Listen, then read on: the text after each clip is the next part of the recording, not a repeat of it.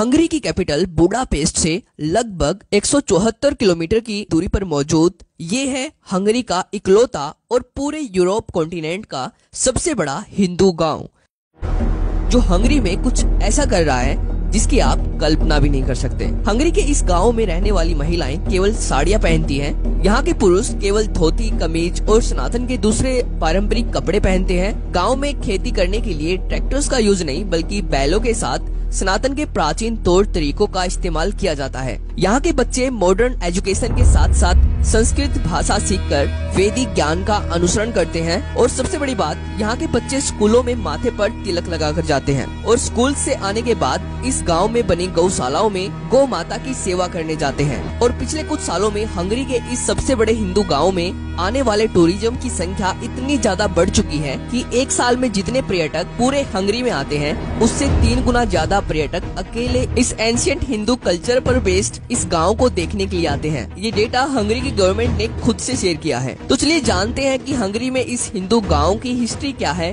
कैसे आज ये गांव हंगरी में इतना ज्यादा ट्रेंड कर रहा है, इसको किसने और क्यों बनाया, और जानेंगे कि कैसे यूरोपियन कंट्रीज में धीरे धीरे सनातन के एंशिएंट कल्चर की डिमांड बढ़ती जा रही है, जिससे इन देशों में सनातन के लिए एक बड़ी अपॉर्चुनिटी इंतजार कर रही है। तो इस वीडियो को पूरा जरूर देखना, बहुत सारी नई चीजों के बारे में आपको पता चलने वाला है। और अगर आपको ये वीडियो इम्पोर्टेंट लगती है तो वीडियो को लाइक करके इसको अपने रिलेटिव्स के साथ शेयर कर देना, जिससे इस वीडियो की रीच बढ़े और वीडियो ज्यादा से ज्यादा ऑडियंस तक पहुंचे। तो चलिए देखते हैं।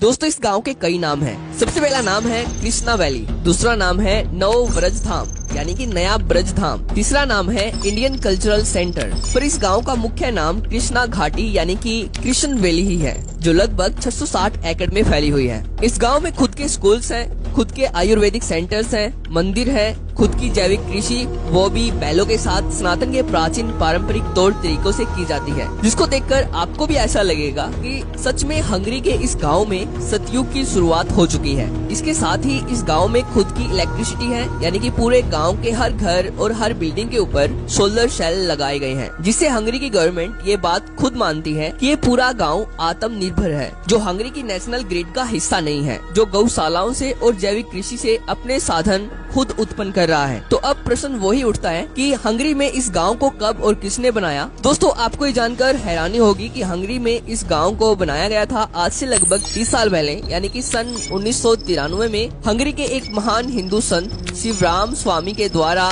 हंगरी में इस गांव की स्थापना की गई थी। और शिवराम स्वामी के निस्वार्थ भावना से किए गए सनातन के प्रति महान कामों को बताना शायद ही मेरे लिए इस वीडियो में पॉसिबल हो, क्योंकि अगर मैं इस महान संत के द्वारा किए गए सभी कामों को इस वीडियो में बताने लग जाऊं तो ये वीडियो 1 घंटे से ऊपर चली जाएगी। दोस्तों, शिवराम स्वामी का जन्म सन 1949 में हंगरी की कैपिटल बुडापेस्ट में हुआ था और तब ये सनातन धर्म से दूर दूर तक कोई संबंध नहीं रखते थे। पर जब ये सन 1980 में लंदन आए तब इन्होंने भगवत गीता से प्रेरित होकर इस्कॉन को ज्वाइन किया और इस्कॉन के माध्यम से सनातन धर्म अपनाया और अपना सब कुछ छोड़ सनातन में एक साधु का जीवन अपना लिया और अपना सिंपल लिविंग और हाई थिंकिंग का मोटो बनाया, जो सनातन के वेदों से इंस्पायर्ड है। और इनको भगवत गीता इतनी ज्यादा पसंद आई कि हंगेरियन लैंग्वेज में भगवत गीता को ट्रांसलेट करने का पूरा क्रेडिट भी इन्हीं को दिया जाता है, जिसको पढ़कर बहुत सारे हंगरी के लोग सनातन धर्म अपना पाए हैं और इस हिंदू वैदिक गाँव में रहने के लिए प्रेरित हुए हैं, जिसके कारण साल 2009 में शिवराम स्वामी के कामों से खुश होकर हंगरी के उच्च शिक्षा और विज्ञान के तत्कालीन राज्य सचिव कैरोली मनहर्ज के द्वारा इनको हंगरी गणराज्य के गोल्ड क्रॉस ऑफ मेरिट से सम्मानित किया गया, जो हंगरी में दूसरा सबसे बड़ा पुरस्कार है। यह पुरस्कार शिवराम स्वामी के उत्कृष्ट और मूल्यवान धर्मार्थ और मानवीय कार्यों के लिए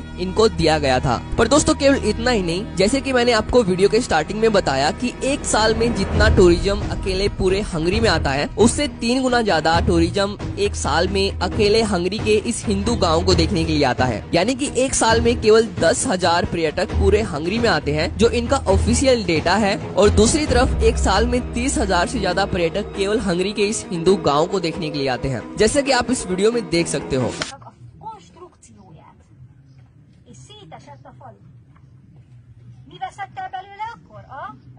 यहाँ पर हर हिंदू त्योहार को बहुत ही ऑर्गेनाइज तरीके से धूमधाम से मनाया जाता है, इसलिए खुलेआम हंगरी की गवर्नमेंट इस हिंदू गांव को पूरी तरह से सपोर्ट कर रही है हंगरी में कृष्ण भक्ति के माध्यम से सनातन धर्म का प्रचार करने के लिए। और इस गांव का हंगरी में ट्रेंड कितना ज्यादा बढ़ चुका है, इसका अंदाजा आप यहाँ से लगा सकते हो कि जब ये गांव बनाया गया था तब इसके लिए 110 एकड़ लैंड खरीदा गया था इस्कॉन के द्वारा, और आज ये गांव फैलकर 660 एकड़ का हो चुका है। और धीरे धीरे हर साल इस्कॉन हंगरी में और ज्यादा लैंड खरीद रही है इस हिंदू इको विलेज को फैलाने के लिए। तो आज की इस वीडियो में इतना ही। अगर आपको वीडियो में दी गई जानकारी पसंद आई हो तो वीडियो को लाइक जरूर कर देना। तो थैंक्स फॉर वॉचिंग।